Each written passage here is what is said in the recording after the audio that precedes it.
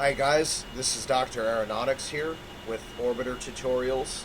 This is tutorial 3, titled High Altitude Testing.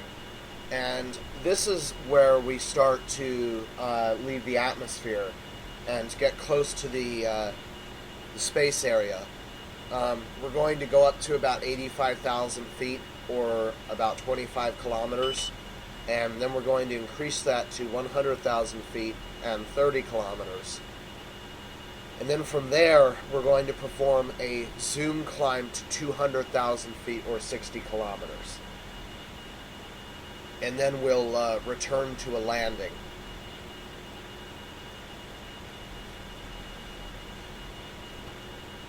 Before we begin, though, I'd like to thank David Courtney, who told me where to get Mowgli's Better autopilot.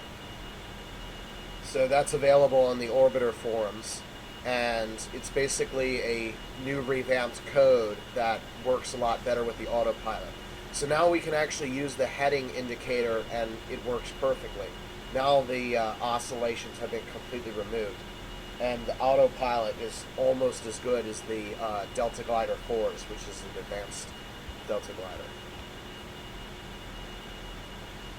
Okay, so we're going to get started now. First by closing the cabin hatch, turning our 3 lights on as normal. Going to hatch closed. Turn our 2 MFDs on. This time we're going to be using surface, and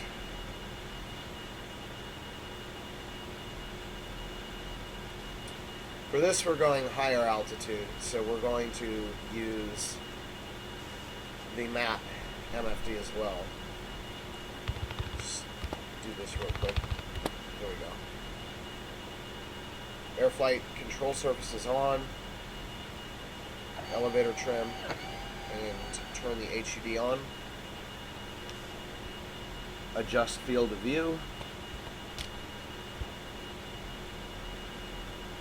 And now I'm going to trim the autopilot so that we can hold the control surfaces.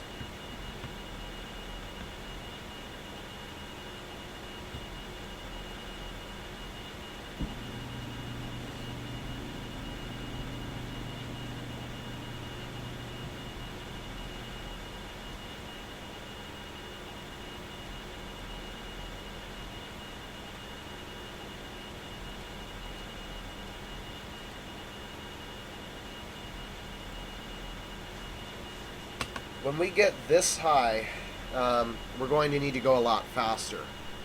So I would estimate that we're probably going to start at about 800 meters per second. We may need to go faster though.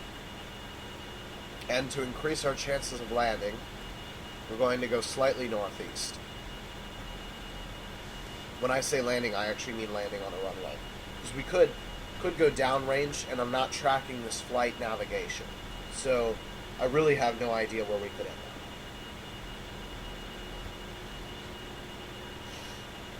And with that, we're ready. So we're going to apply full power now. 10, 9, 8. Ignition sequence has started. 6, 5, 4, 3, 2, 1, 0. We have commit and we have liftoff. There's takeoff speed.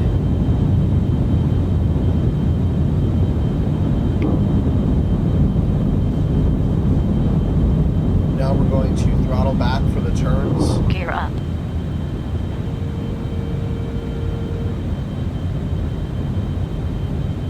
One of the things that I haven't mentioned yet, but we're going to now because this becomes more and more important. You may have noticed this ring here with a cross in it. The one that doesn't move when we do. Most of the time. In fact, no, it's just the opposite. It moves less than we do. But anyway, this basically represents the prograde velocity vector. So for the mathematicians out there, this is an added x component, y component, and z component of our velocity. And for the simpler minded people out there, this is basically where we're going to. So you can see that it's pointed in the sky now, which means we're going in the sky. But if I pitch down, now we're going to crash into the ground if we don't do anything. 1,000. And now we're going to make our climb now, so go back to full power.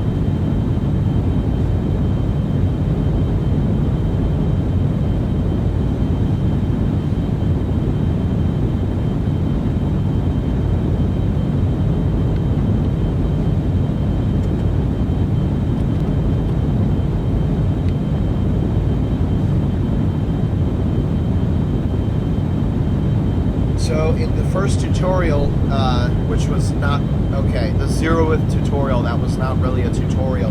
You may have noticed as we were going to the moon, this was not where we were heading. So the airplane symbol here off to the left now is where we're heading. And this cross here is where we're going. So during that tutorial, you saw this heading towards the moon, but we were going in a different direction. One of the biggest tropes of space video games is that space is air, which basically states that if you simply point your nose in the direction that you want to go, you'll go in that direction. And with spaceflight, that simply isn't true, because the way air flight surfaces work is by Newton's third law of pushing on the air, which pushes on the airplane. You can't push on air when it doesn't exist, therefore you cannot have air push on you. So as a result, you can be going one way and be facing another. When we finally reach orbit, I'll demonstrate this, that sometimes even up to half of the time you're not actually facing the direction you want to go. And a lot of times you're not facing the direction you want to go. Sometimes, maybe up to 40%, you're actually facing the other direction. You're facing the exact wrong direction that you want to go. But that doesn't affect your flight, because rotation and direction are completely independent of each other. We're at 15 kilometers now, which is about 50,000 feet.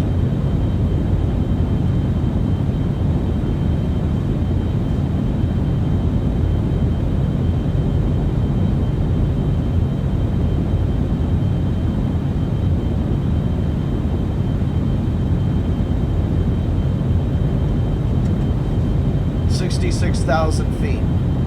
You can see now that the sky is getting darker and the stars will start to appear as we climb through the mid-70s. In fact, they're starting to appear right now. We're probably above 70,000 right now.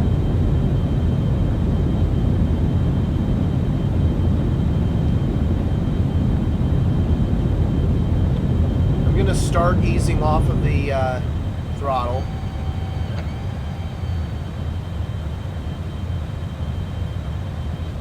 And we're going to need to pitch down. You can see the higher that we go, the longer it takes for this prograde velocity vector to follow us. When we were down at sea level, wow, we're probably up at 90,000 feet now. When we were down at sea level, the prograde velocity vector would follow us very quickly. But here, remember what this number was? 101, and now it's 2. So we now have about 2% of the air that we had at sea level. And as far as the human body is concerned, I need to keep an eye on my altitude.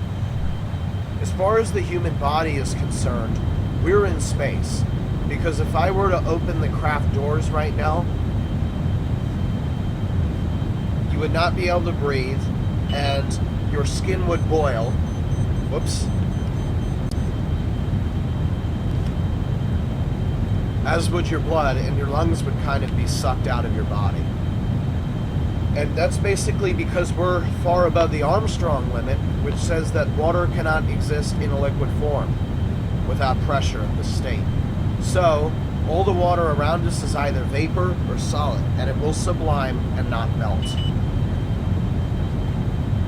Okay, time for the autopilot.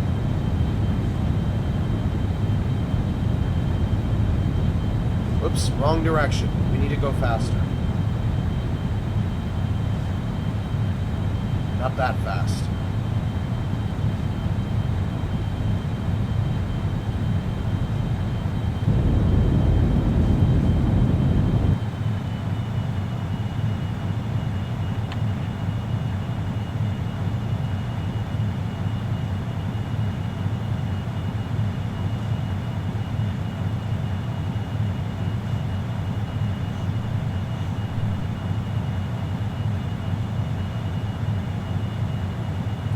Also to note is that our dynamic pressure is way higher. It's 17 times higher than the static pressure.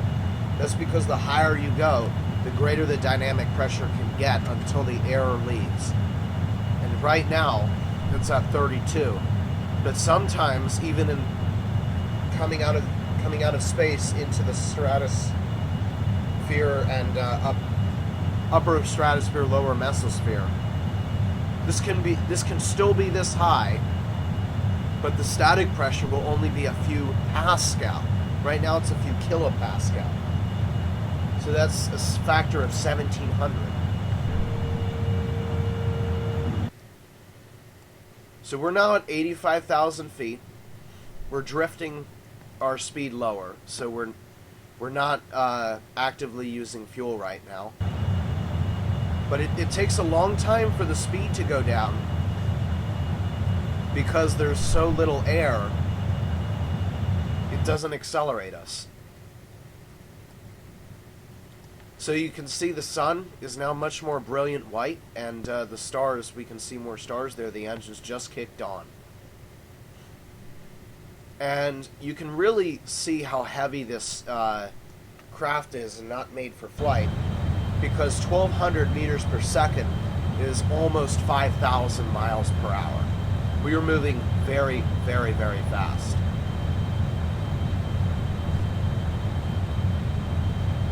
Okay, now we're going to 100,000 feet, so we're going to accelerate and increase our altitude.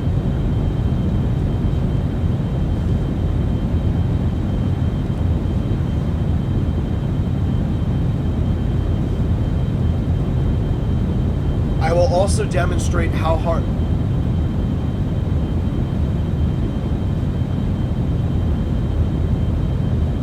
Okay, we're up above 100,000 feet now. You can see how long it's taking the autopilot to correct for it. That's not fault of the autopilot. That's fault of there only being 900 pascals of air.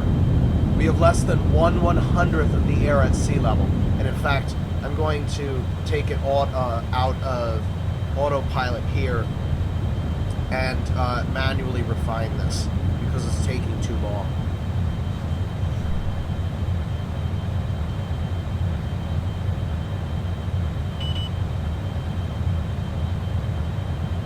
But you can see how long it takes this velocity vector to follow us, and that's because we're so high now that the air really can't keep up to what we want to do. So this is about a 101,000 feet, and you can now see almost half of the stars in the sky are slightly visible now. You can't see the nebulas very well, but that's because we're not out of the atmosphere. We're just very, very close. You can see the sky is nearly black.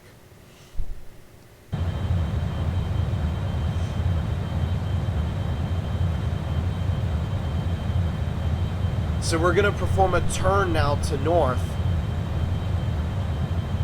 and see how hard it is to turn when you're moving this fast, which, by the way, we're probably moving about 6,000 miles per hour.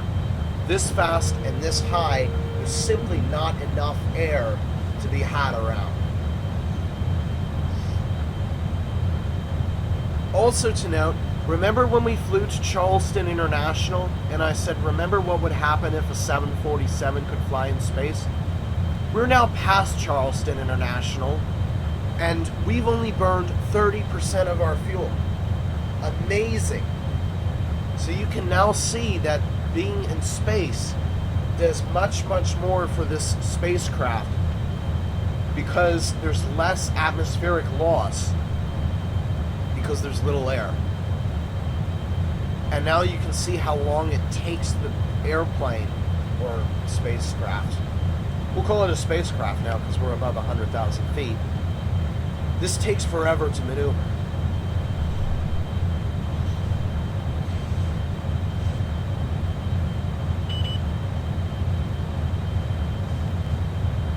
Even though we are in a spacecraft, there are still several aircraft that have gotten up this high.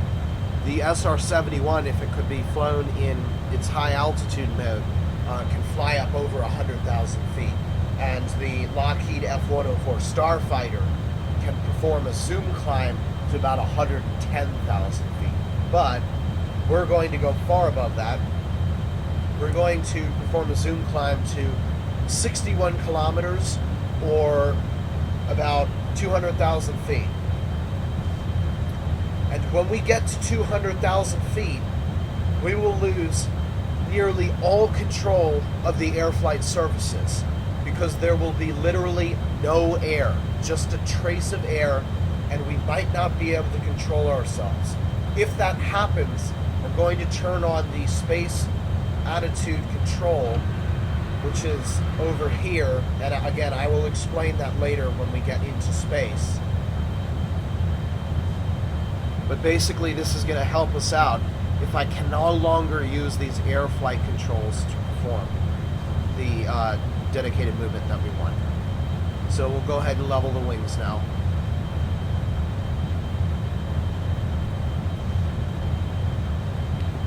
And we're going to take it off of the speed and altitude autopilot. The way a zoom climb works is we gain momentum and then release it as we climb without any power. So I'm going to increase to full power, and we're going to accelerate to maybe 2,500 meters per second.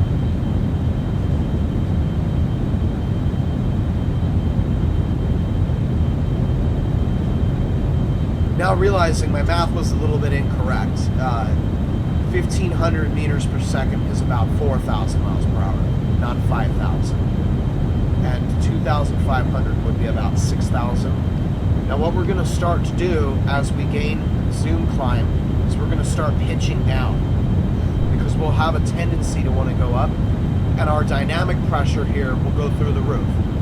I'm going to keep accelerating until a shock wave, okay, there's a shock wave starting to form. Now you can see a high altitude, high speed shock wave beginning to form. This is the re-entry effect that you get when we re-enter. Now, so we don't burn up, I'm now going to release this pressure, and we're going to climb out super fast under no power. And we're going to leave the atmosphere for just a few seconds, just like the X-15 rocket. And when we get up to 200,000 feet, the stars and nebula should be visible, and we're going to be completely out. You can now see that there's no air, so it's gone silent all of a sudden. There's now no air. You can now see there's less than 100 Pascal of air. And in addition, you can see our horizon indicator, which is our horizon area, which is this circle here, is increasing as we gain altitude. You can now see that we're approaching about 57. We're going to get close to 60 kilometers. Whoops. Okay, and now that there is only 20 Pascal pressure of air. And now you can see I'm starting to pitch up. That prograde velocity vector is doing absolutely nothing because I'm doing this. That's because there's no air to push off of. We've now reached our apogee, which is the highest point of this fall. And we're under free fall now. We're technically orbiting, but we're not in a true circular orbit. And I'm starting to lose control of the surfaces now. There we go, 65 kilometers. Look at the stars. That is beautiful. This is why I love spaceflight. The stars are just absolutely incredible. So much color. Okay. Like they said, what comes up, what must go down. So we're now going to begin a fast fall. And when we start to re-enter, we're going to heat up and create that plasma shockwave again until we slow down. Now I'm going to do an aero braking maneuver, but I can only do that once we regain control of the air flight surfaces. We have some sort of control now, but we're going to try and refine it. Meanwhile, on your bottom, if you look, we are now passing over the Chesapeake Bay, and if I turn the cheat code on, that's Dulles Airport, and this is Washington, D.C., and that's Baltimore. And over there is the Delaware Bay, and we're getting close to New York. Okay, now I need to gain control of the craft fast. Okay, you hear the air coming back? We're coming back in. I'm going to need to use a little bit of attitude control here.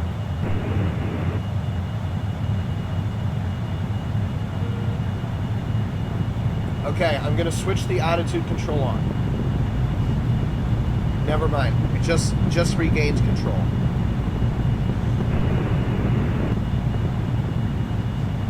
Oh shoot, I think I left the heading autopilot. That's what's going on.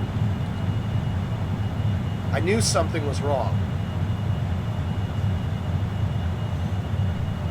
Well, that sucks. We just did a bounce climb, so now we have to redo it. The way an aero braking maneuver is done is I'm going to put my elevator trim down, and, well, we kind of already done it, unfortunately. That kind of sucks, but we basically stall ourselves. Yeah, we can't do it unless I can... rotation. Let's try and... I might be able to still do it. Nope, not going to happen. Our chance to do it was earlier. That's okay. And we might be able to land at JFK, so I'm going to begin turning, and I'm going to introduce the next feature, which is the aero brake. You may have noticed that the elevons will, one goes down and the other goes up, but here's what the air brake does. It actually splits these, one up and one down, which increases the drag considerably and slows us down very quickly. So, we're going to land at New York City.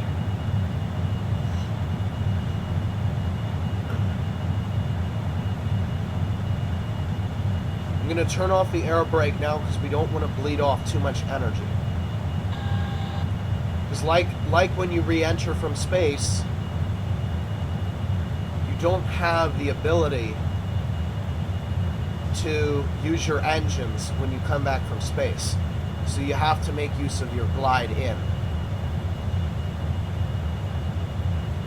You might be able to see over here, there's the solid line, which is the Earth, and then above it you can see we actually have a little bit of cloud cover. So we're going to go through the clouds soon, once we get below 30,000-ish feet. And I'm going to bring up the HSI and figure out what the Stewart International. We can go into the Navigate info here. Actually, let's not do that. We'll do the spaceport,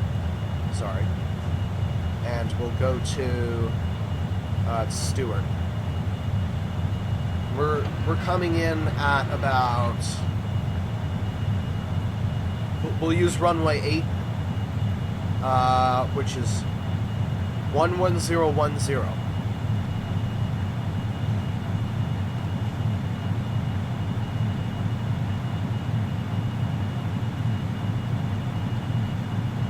Now I adjust the radios. It's not visible yet because we're still very far away. And now we're really starting to get into the atmosphere now, into the thicker regions. We're now above 10% of sea level air, and look at the dynamic pressure just climbing off the charts. There should be a shock wave now. Maybe not. We're still supersonic, but whoops, I need to be going this way. But we're bleeding off air very quickly, and there's the runway. We're going to need a little bit of extra kick, so I'm going to turn the engines back on.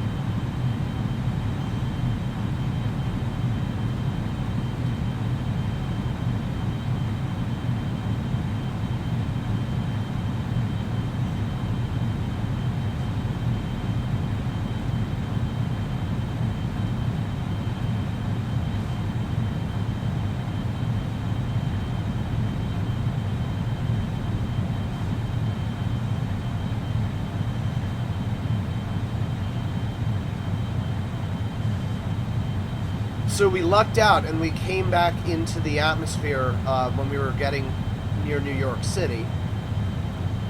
So now we can actually land on the runway. And we'll have the accomplishment of taking off, flying to a very high altitude, then performing a zoom climb to about 220,000 feet, and then falling back into the atmosphere and still managing to land on a runway.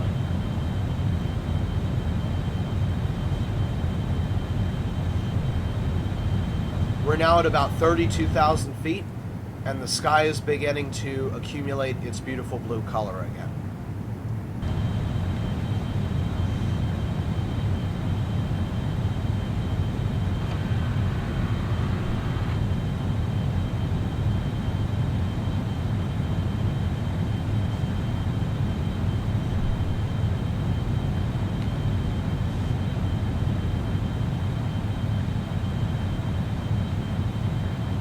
When we're in partial glide, it's better to actually control your attitude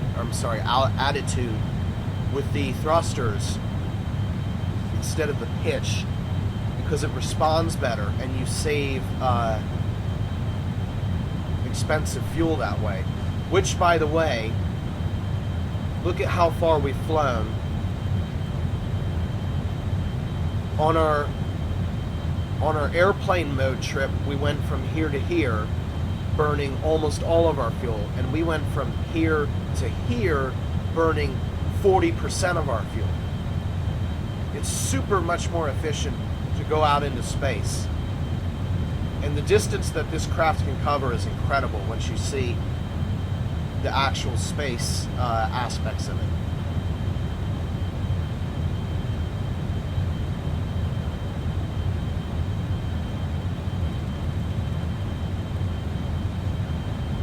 Should have HSI contact now.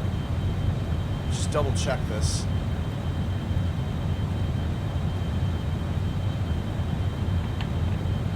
Where is it? Aha! Okay, we have it.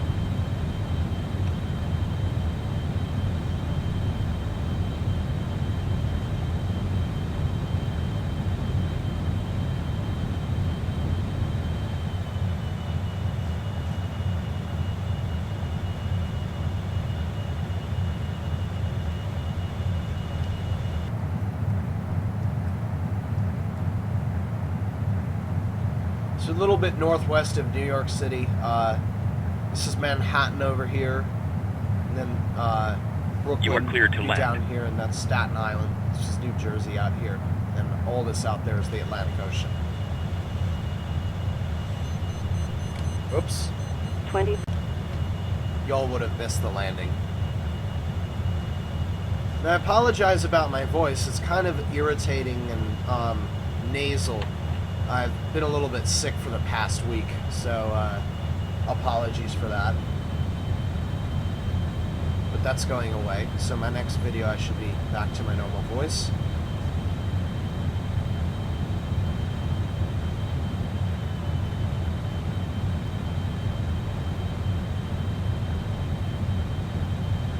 We're we're going to go ahead and put the gear down now. 1,000. Gear down.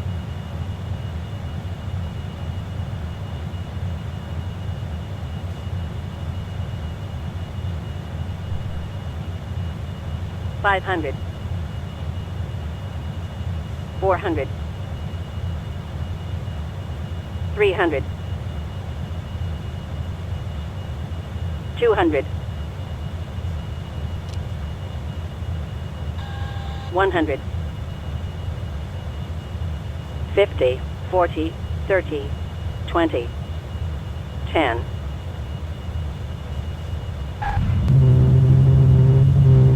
Small runway. And then put the brakes on.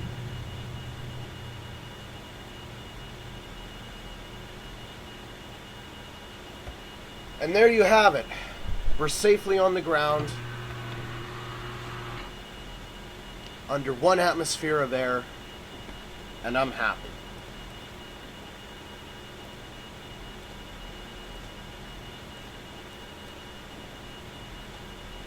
And let's get the fresh air in here.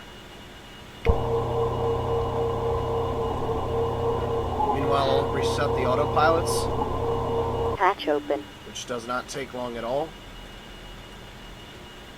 Okay. So here we are.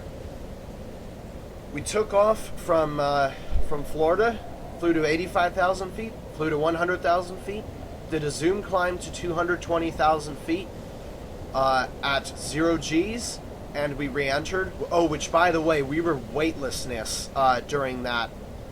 That was our first experience of weightlessness during that zoom climb. Well, okay, not true weightlessness, but we probably did a 0.1 G zoom climb. So, simply to say, if you weigh 200 pounds, you would have weighed 20 pounds. So you would be glued to your seat, but you wouldn't notice your weight. Re-entered. Gained control again after realizing the heading autopilot was on. Approached and landed here at Stewart International successfully. So that is the basics of high altitude flight.